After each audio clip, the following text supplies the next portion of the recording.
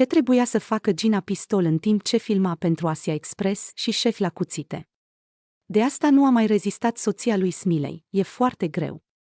Gina Pistol a vorbit despre adevăratele motive care au determinat-o să renunțe la televiziune.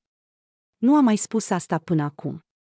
Gina Pistol nu s-a mai abținut și a spus ce a împins-o, de fapt, să renunța Asia Express și Șef la cuțite, deși avea un succes colosal.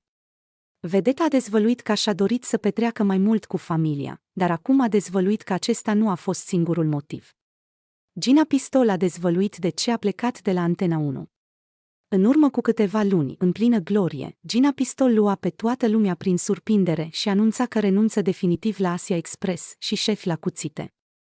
La momentul respectiv, vedeta mărturisea că își dorește să petreacă mai mult timp cu familia.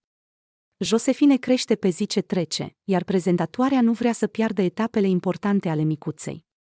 În același timp, Smiley are și el un program destul de încărcat, astfel că nu le era tocmai ușor să se sincronizeze. Acesta însă nu a fost singurul motiv pentru care Gina a renunțat la colaborarea cu Antena 1.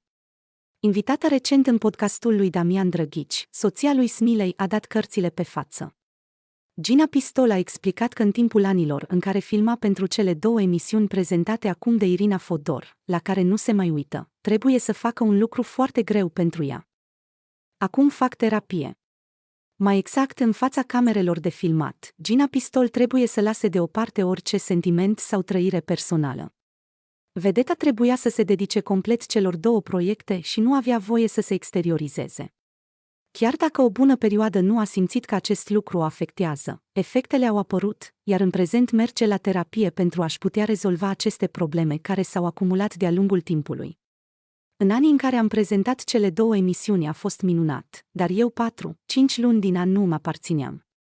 Dacă eram supărată, tristă, nervoasă, că mă durea ceva, dacă eram supărată cu al meu, nu conta. Când intrăm în platou trebuia să fiu ok. Nu mi-am dat seama atunci de lucrurile astea. Acum fac terapie pentru a-mi rezolva toate problemele.